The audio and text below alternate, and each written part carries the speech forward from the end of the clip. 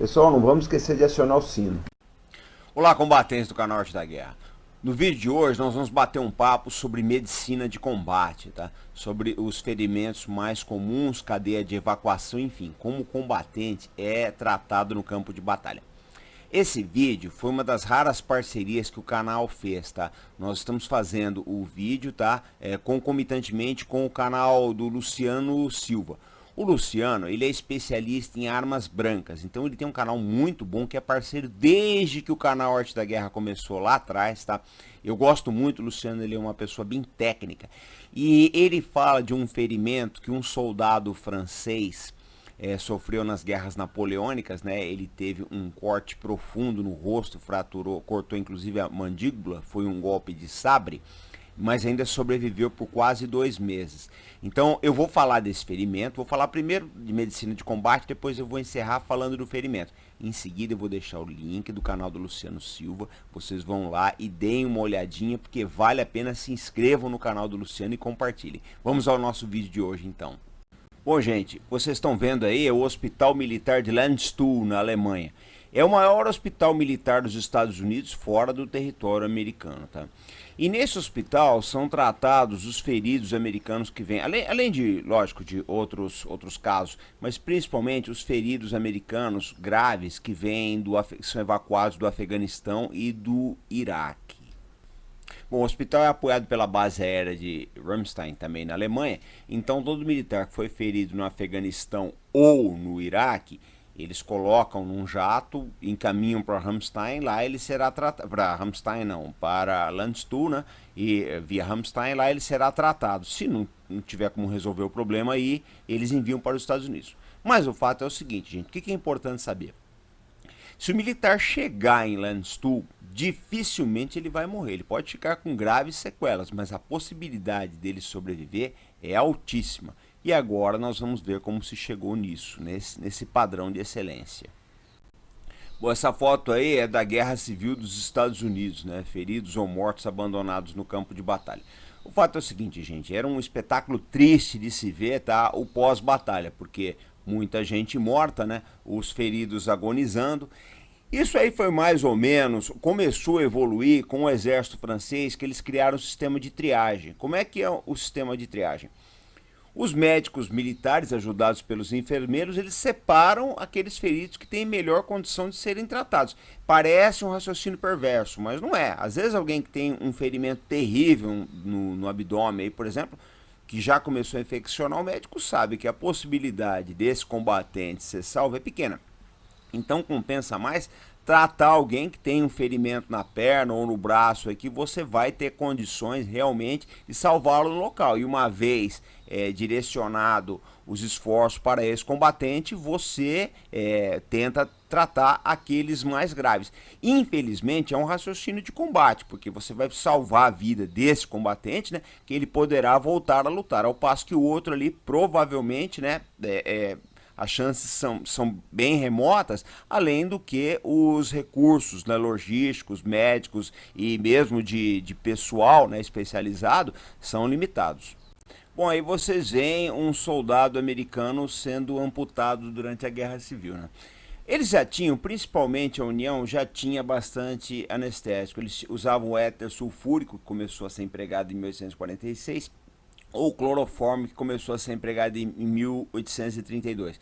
Então essa história aí que as pessoas colocam do soldado mordendo a bala para resistir à dor é meio lorotoso, gente, tá? Eles tinham anestésicos aí. O Sul ficou em dificuldade por causa do bloqueio naval, mas eles tinham também quantidades razoáveis aí de anestésicos. É lógico que menos do que os recursos da União, tá? Geralmente eles ministravam uma dose suficiente para o soldado não sentir dor. Quando o soldado estava inconsciente devido a ferimentos mais longos aí, ou perda exacerbada de sangue, eles não davam anestésico, faziam operação a frio mesmo, porque o sujeito não estava consciente, não é? Bom, e esses são os instrumentos que um cirurgião do exército americano usava, né, durante a Guerra Civil. Vocês veem que esses instrumentos se parecem mais com ferramentas de carpintaria do que de medicina. E os ferimentos que o Luciano Silva colocou aí do soldado francês, né, foram tratados por técnicas que não são muito diferentes dessa não, gente, tá? Da época das campanhas napoleônicas, no início do século, até a Guerra Civil dos Estados Unidos, não houve uma evolução significativa da medicina de combate.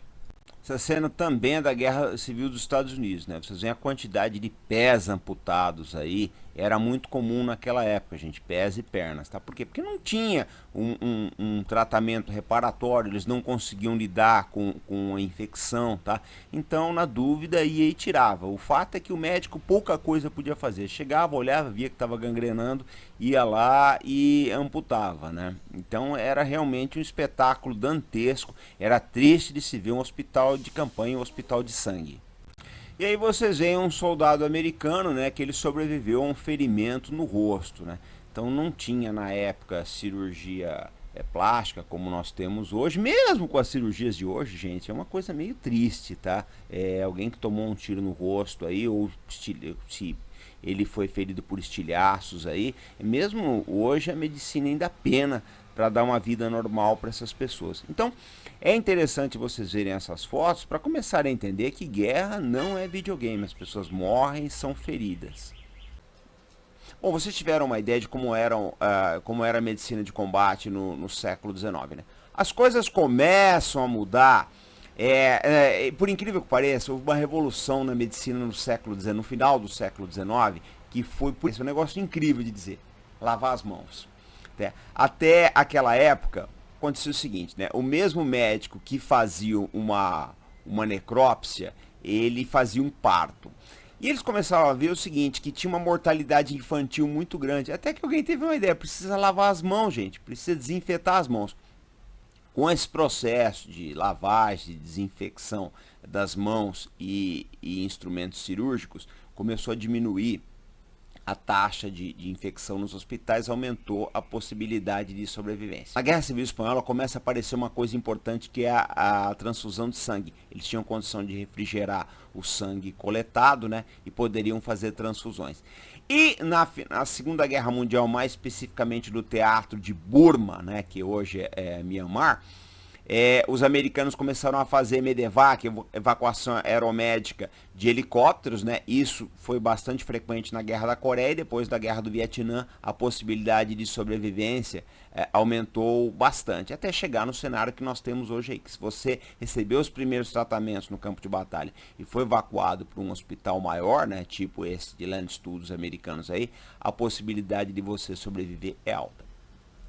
Agora eu vou analisar o ferimento do soldado francês que o Luciano Silva mostrou lá no canal dele. Vamos acompanhar.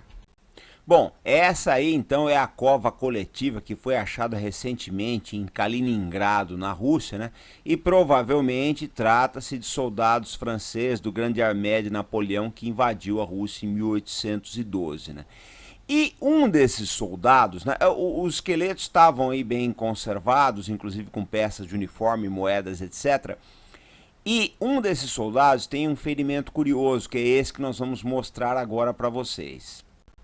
Bom, aqui vocês têm o esqueleto que foi achado. Vocês veem que faltam pedaços aqui onde ele teria recebido esse golpe, tá? Provavelmente a mandíbula dele ficou caída. Acredita-se que tenha sido um golpe de um sabre, tá? Com a lâmina, a parte da lâmina do sabre, tá? Talvez um sabre de cavalaria, um sabre pesado que os russos usavam muito naquela época. Essa é a aparência, é a reconstituição do esqueleto. Essa é a aparência que o soldado francês talvez tivesse. Esse soldado teria por volta de 20 anos de idade. E por incrível que pareça, com esses ferimentos horríveis, tá, que seccionou a mandíbula, destruiu dentes, etc., ele ainda sobreviveu por 2 meses. Deve ter recebido alimentação por sonda, o que quer que seja. E a morte dele, né, os estudiosos acreditam que seja devido ou à febre de trincheiras, ou a tifo, tá? Ou alguma infecção que ele contraiu com base nos ferimentos, né? Agora é aquilo, né, gente? O soldado ele tem que ser jovem exatamente por isso. A possibilidade dele sobreviver a um ferimento, mesmo de aguentar 2 meses, como foi esse caso aí, é alta, né? Ao passo que uma pessoa com mais idade, ela teria uma taxa de sobrevivência, assim, bem menor. Provavelmente uma pessoa com mais de 40, 50 anos aí, talvez nem aguentasse os primeiros dias com um ferimento desse tipo, que é realmente traumático. Mas enfim, eu acredito que esse caso, né, que é um caso escola para a medicina militar, ele vai ser estudado ainda durante muitos anos e nós ainda vamos ver algumas revelações interessantes sobre como eram as guerras napoleônicas, que, convenhamos, é um período muito importante da história da humanidade. Bom, gente, a nossa dica de leitura de hoje é esse livro aqui, Napoleão, Sua Vida, Suas Batalhas e Seu Império. Só que esse livro, ele tem um diferencial sobre todos os outros livros que já foram escritos sobre Napoleão Bonaparte, que é exatamente essas lâminas, tá, que vocês vão encontrar aqui, tá? São a coleção de dezenas de documentos do Napoleão Bonaparte. Então vocês acham lá, tem facsímile dos manuscritos dele, tá? Das cartas que o Napoleão enviava, tá? E principalmente facsímiles, né, que são cópias fiéis dos mapas das campanhas do Napoleão. Então é muito bacana, é muito útil para quem se interessa em estudar as campanhas do Napoleão Bonaparte. Eu acho que quem tem, né, interesse em história militar, esse livro é fundamental. Eu já tenho ele na minha biblioteca há bastante tempo. E para minha grata surpresa, ele está com um preço muito camarada na Amazon, tá? Esse livro, com dezenas de facsímiles de documentos e mapas da época, tá? E que vocês acham agora na lista de desejos do canal Arte da Guerra. Lembrando que a Amazon agora também aceita boleto bancário. Bom, pessoal, essa semana tem muitas novidades, então eu quero ver se ainda hoje eu lanço um vídeo sobre a Força Aérea de Israel que eu venho preparando. Eu não tenho condições de garantir, porque sempre pode vir um fato ou outro que atropele a nossa programação normal, mas tem muita coisa boa aqui no canal essa semana, não deixem de acompanhar, tá? O canal Arte da Guerra está sempre buscando novas alternativas, estamos sempre reciclando nossos conceitos, tá? Reinventando, enfim, tem sempre novidade por aqui. Para o mês que vem, para fevereiro, também a gente já está planejando, tá? Novas atividades para vocês. Então esse foi o vídeo de hoje, não esqueçam, vocês vão agora no canal do Luciano Silva, tá? Deem um like lá, se inscrevam, porque vale a pena dar uma olhada no artigo dele sobre as guerras napoleônicas, tá ok? Então nós voltamos com o nosso próximo vídeo, sempre com responsabilidade e compromisso, e fé no Brasil, pessoal. Até mais!